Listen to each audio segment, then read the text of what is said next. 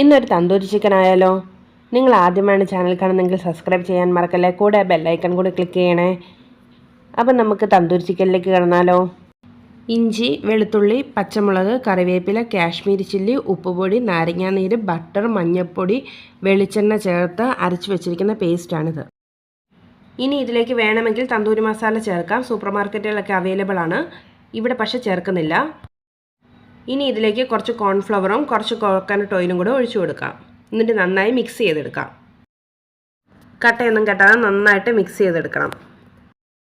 നന്നായി മിക്സാക്കിയ ശേഷം കഴുകി വൃത്തിയാക്കി വരഞ്ഞു വെച്ചിരിക്കുന്ന ചിക്കനിലേക്ക് നമുക്ക് പുരട്ടി കൊടുക്കാം. ചിക്കൻ്റെ ഉള്ളിലേക്ക് മസാല കയറാൻ വേണ്ടിയാണ് ചിക്കൻ വരഞ്ഞേക്കുന്നത്. 1 by 1 ആയിട്ട് ഓരോ ചിക്കനിലും പുരട്ടി നമ്മൾ മാറ്റി വെക്കുകയാണ്.